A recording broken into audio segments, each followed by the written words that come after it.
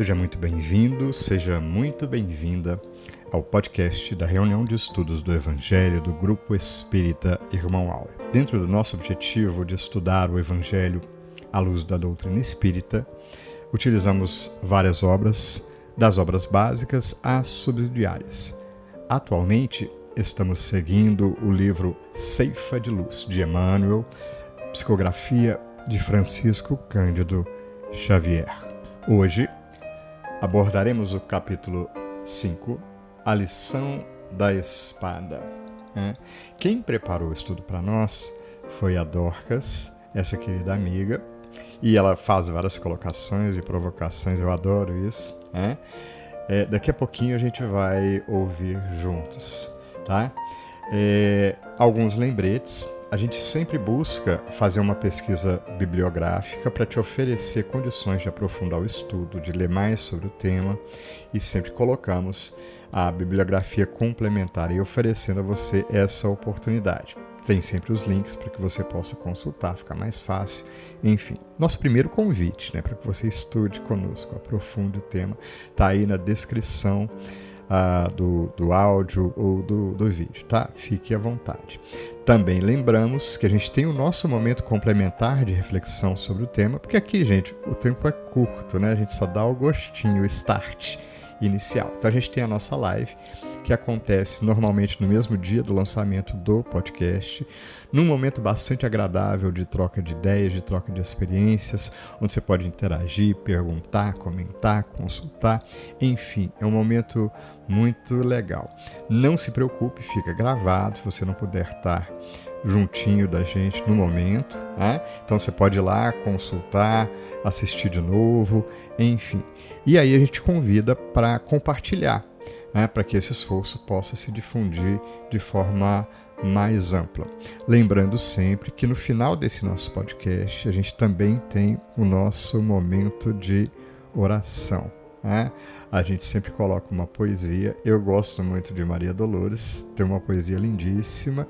Talvez, pode ser que ela seja repetida, mas não tem problema. A gente sente esse toque no coração da mesma forma. Então, o convite é para que você fique até o final aí, no nosso momento, fazendo a prece conosco.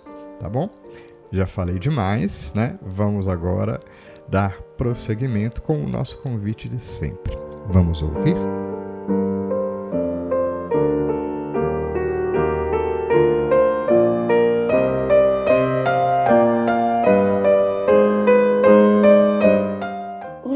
Queridos irmãos, como é bom estarmos juntos.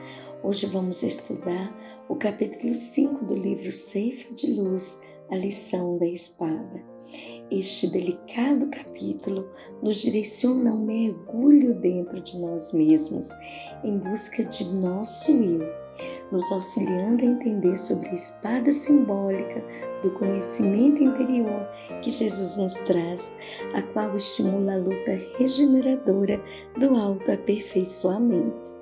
Emmanuel nos diz: assim, se recebeste a espada simbólica que o Mestre nos trouxe à vida, lembra-te de que a batalha instituída pela lição do Senhor permanece viva e rija dentro de nós, a fim de que, ensarilhando sobre o pretérita espada da antiga sensatez, venhamos a convertê-la na cruz redentora, em que combateremos os inimigos de nossa paz, oculto em nosso próprio eu, em forma de orgulho, intemperança, egoísmo e animalidade, consumindo-se ao preço de nossa própria consagração à felicidade dos outros, única estrada suscetível de conduzir-nos ao império definitivo da grande luz. Há algo muito interessante aqui, irmãos, nesta fala de Emmanuel. Esta espada, diz Emmanuel, foi o meio pelo qual Jesus nos trouxe para a vida. Esta espada foi o meio pelo qual Jesus nos trouxe para a vida. E Jesus nos diz, no Evangelho de João, capítulo 10, versículo 10, eu vim para que tenham vida e a tenham em abundância. Então pensei, queridos irmãos, para que vida Jesus me traria se eu recebesse a sua espada, se eu já me sinto viva? Então, irmãos, esta autorreflexão nos conduz a uma diferenciação entre viver e existir.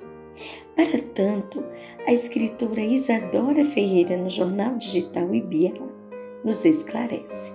Para muitas pessoas, existir e viver são no fundo a mesma coisa, mas na verdade não o são. Disse o escritor e poeta britânico Oscar Wilde: viver é a coisa mais rara do mundo. A maioria das pessoas apenas existe. Existir, continua a escritora, cumpre a trajetória biológica de preencher a lacuna entre o nascer e o morrer. E neste tempo a nós concedido, segue-se uma rotina. Acordar, levantar, tomar café, estudar, trabalhar o dia todo e dormir. Tudo bem, até aí tudo certo, não é? Mas o problema está, irmãos, quando a minha vida se resume só nisso.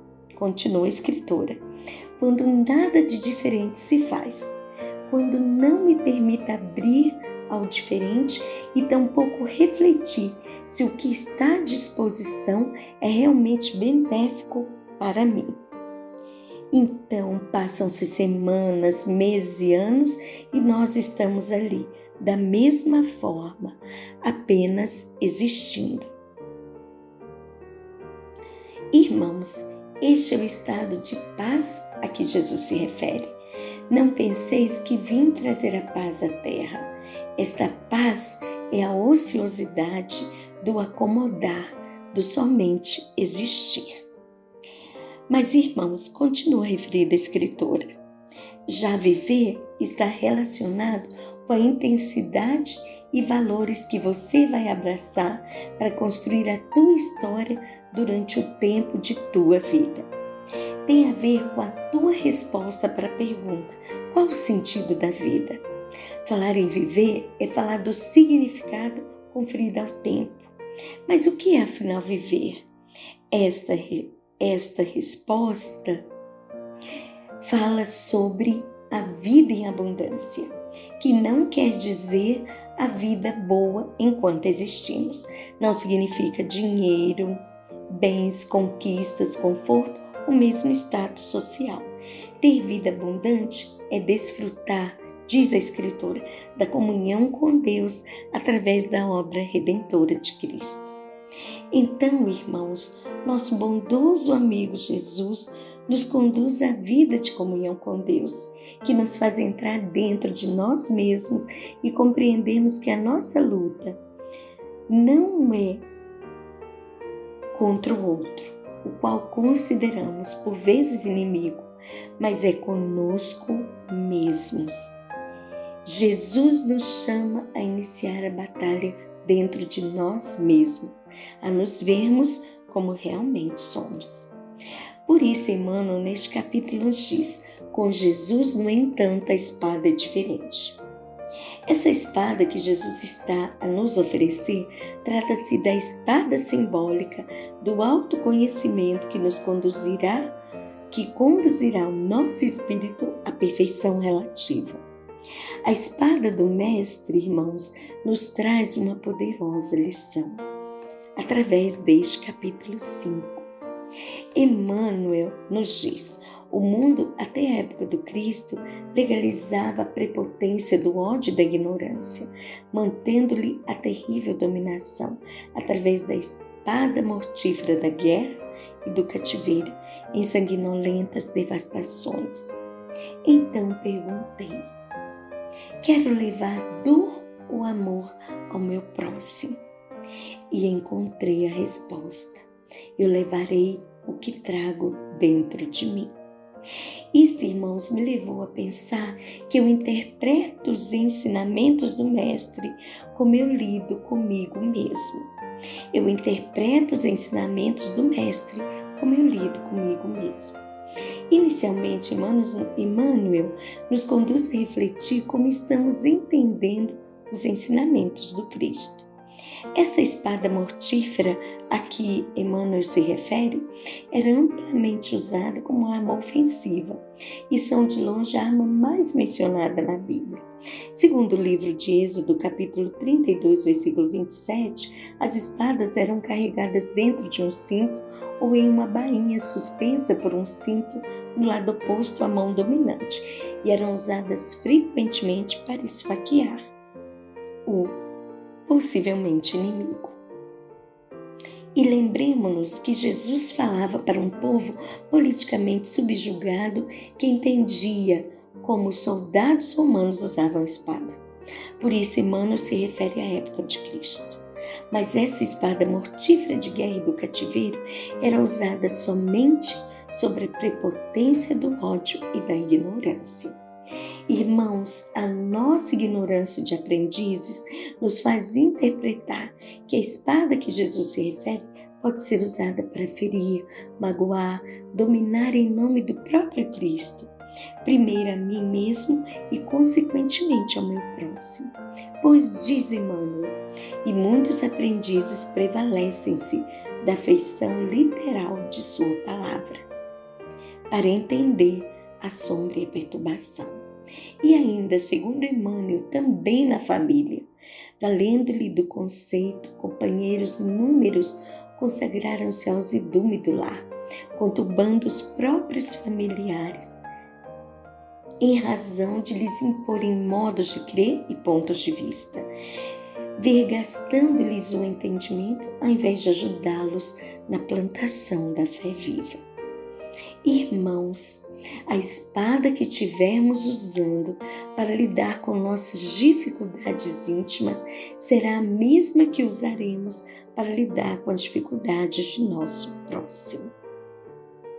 Repetindo, a espada que estivermos usando para lidar com nossas dificuldades íntimas será a mesma que usaremos para lidar com as dificuldades de nosso próximo.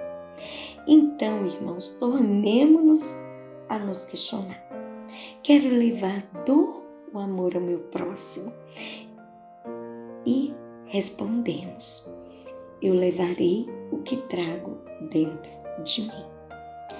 A vida que Jesus nos convida a receber através de sua simbólica espada produz em nós uma mudança, revelando-nos o verdadeiro sentido da vida, nos conduzindo a um mergulho dentro de nós, a iniciarmos o desenvolvimento das virtudes e assim alimentarmos o espírito da disciplina e da humildade, do amor e da renúncia, os quais marcaram as atitudes de Jesus em todos os seus passos de seu estreito caminho. Será fácil? De maneira alguma, porque segundo Kardec, no Evangelho segundo o Espiritismo, capítulo 13, Estranha Moral, não vim para trazer a paz, mas a divisão. Toda ideia nova forçosamente encontra oposição, e nenhuma há que se implante sem lutas. Ora, nestes casos, a resistência é sempre proporcional à importância dos resultados previstos, porque quanto maior ela é, tanto mais numerosos são os interesses que ferem.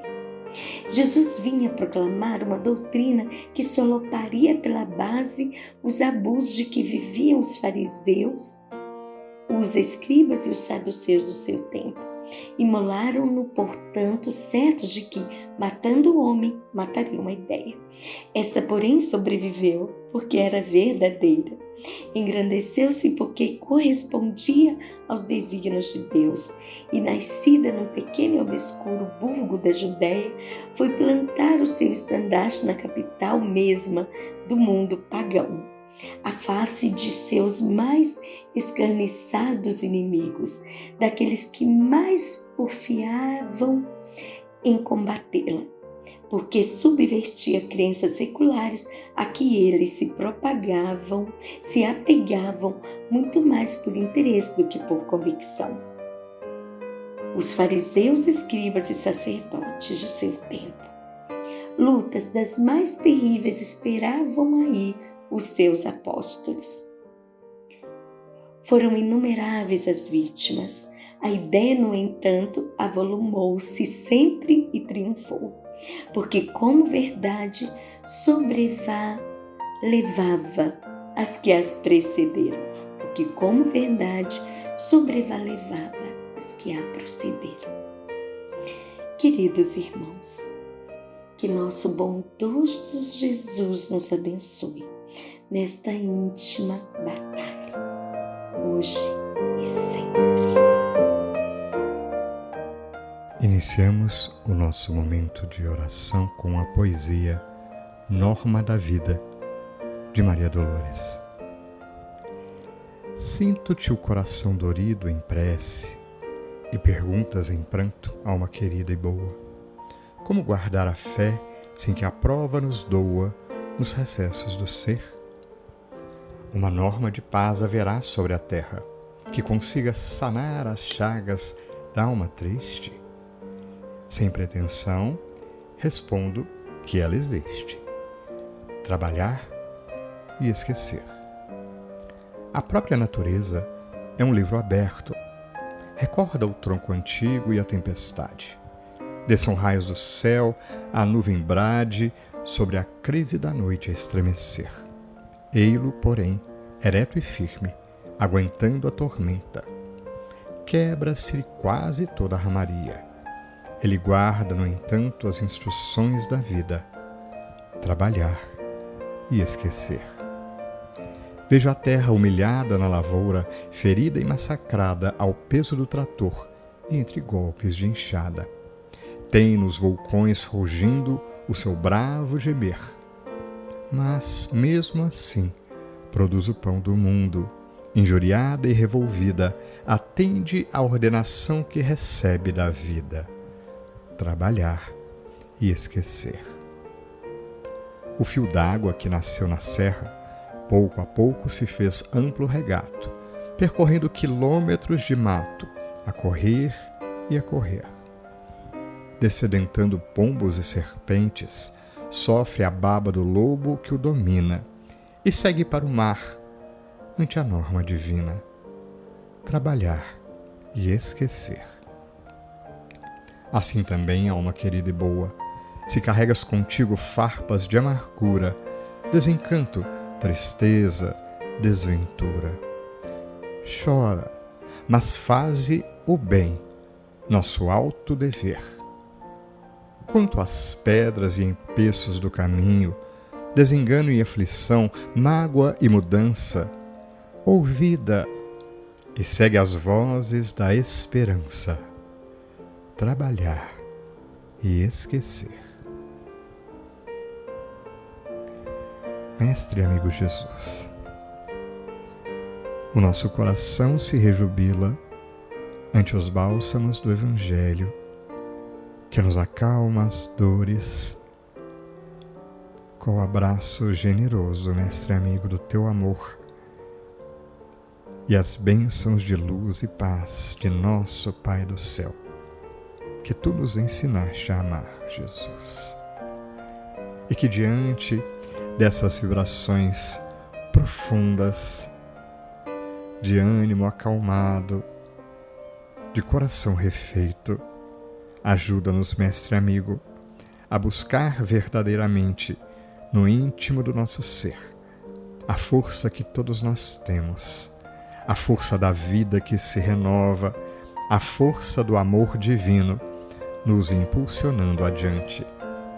E diante desses instantes de findar de ciclo, que o nosso coração possa, revendo as lutas de todos os dias, se apresentar junto ao teu amor e afeto, disposto a continuar a caminhada, Jesus, cientes todos nós de que quaisquer sejam as lutas que nos aguardam, quais sejam as alegrias que também nos esperam, tenhamos a certeza de que o amor divino, esse amor profundo do Pai de todos nós, nos acompanhará, impulsionando-nos adiante, rumo à perfeição.